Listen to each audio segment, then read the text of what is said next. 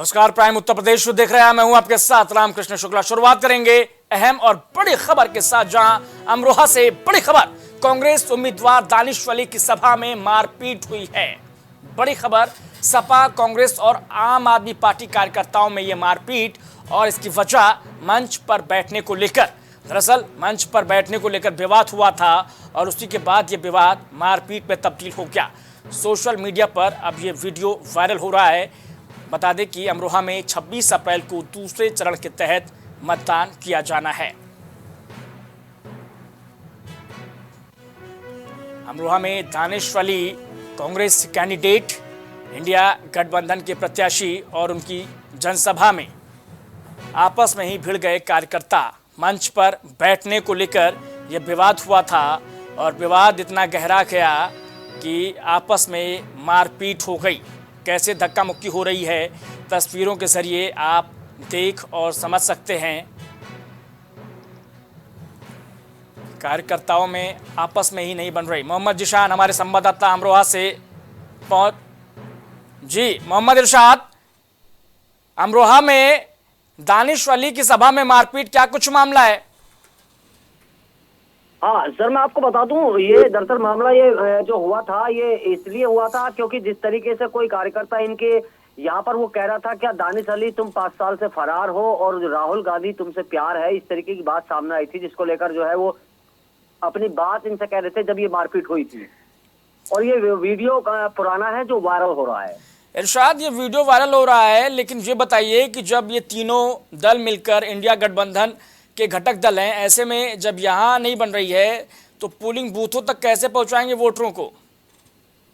हाँ, ये सवालों के घेरे में जरूर इन्हें खड़ा करता है, क्योंकि जैसे जो इंडिया गठबंधन है ये कई पार्टी जैसे शामिल हुई है इसमें, तो कहीं ना कहीं इन पर सवाल जरूर उठ रहा है कि जो इनमें अभी छोटे से हैं यहाँ पर नहीं बन पा रही है, अभी इनमें मारपीट की नौबत आ जाती है, धक्का मुक्की की नौबत आ जाती है, तो आगे भी जरूर सवाल जरूर उठता है कि किस तरीके से क्या आगे ये अपने काम के प्रति खरे उतरेंगे या नहीं उतरेंगे। क्योंकि जब अभी से छोटे से प्रोग्राम में इनका इतना बड़ा ये इस तरीके से ये हाल है, तो आने वाला है उसमें क्या होगा। निश्चित तौर पर कैसे एकजुट होंगे और कैसे अपनी एकता को दिखाएंगे, इस चुनाव में बड़ा सवाल है। बहुत शुक्रिया इरशाद। इस बीच लखनऊ से बड़ी खबर, जहां मेडिकल कॉलेज में सुसाइड का मामला सामने आया है। बिट्टन नामक महिला ने गांधी वार्ड के तीसरे मंजिल पर सुसाइड कर ली है। मृतक महिला गांधी वार्ड में करती थी साफ सफाई का काम और गांधी वार्ड में काम करने वाली बिट्टन संविदा पर कार्यरत थी। तो बड़ी खबर लखनऊ से आप तक पहुंचा रहे हैं। गांधी वार्ड में काम करने वाली बिट्टन महिला जो संविदा पर कार्यरत थी, उसने सुसाइड कर लिया है। फिलहाल पोस्टमार्टम हाउस में डेड बॉडी भेज दी गई है। पूरा मामला चौक थाना इलाके अंतर्गत मेडिकल कॉलेज के गांधी वार्ड का है।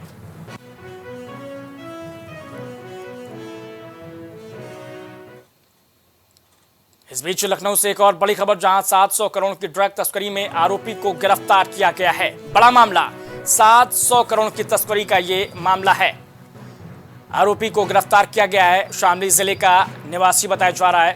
आरोपी तहसीम, जो 2 साल पहले अटारी बॉर्डर पर अफगानिस्तान से यह ड्रग लाया गया था, और इस मामले में इंटरनेशनल ड्रग कार्टेल से आरोपी के कनेक्शन बताए जा रहे हैं। फिलहाल एनआईए की गिरफ्त में अब तक 7 आरोपी पहुंच चुके हैं। इस आरोपी को मिलाकर तो 700 करोड़ की ड्रग तस्करी का यह मामला है, जिसमें एनआईए ने अब ये 7वीं गिरफ्तारी अंजाम दी है। लखनऊ से ये बड़ी खबर आप तक पहुंचा रहे हैं। शामली जिले का निवासी है आरोपी तहसीम, जिसके कनेक्शन अंतर्राष्ट्रीय स्तर पर बताए जा रहे हैं।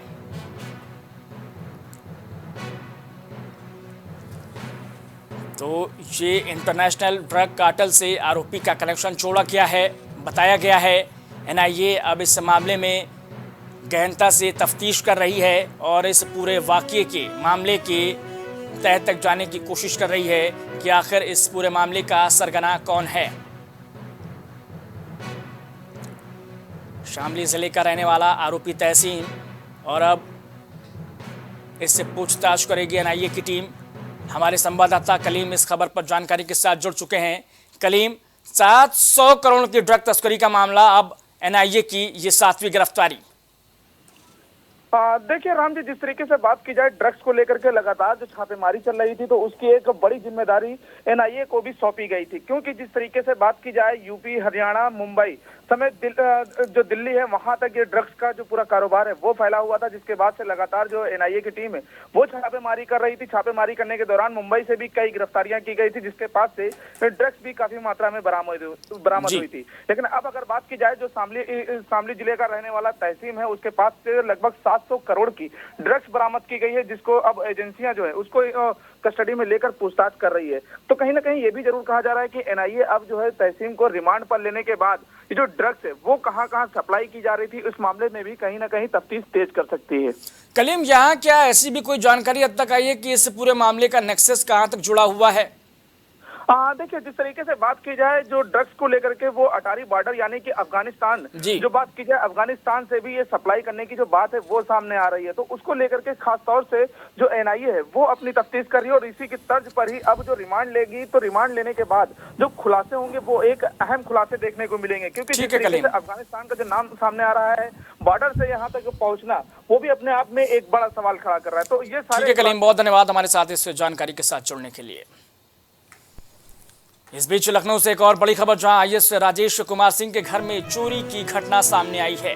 घर में रखे 4 कीमती मोबाइल फोन, ये चोरी की घटना सामने आई है। गोमती नगर थाने में अज्ञात पर यह मुकदमा दर्ज किया गया है, जहां घर में काम करने वालों से भी पुलिस पूछताछ कर रही है। बड़ा मामला, आईएएस के घर में चोरी।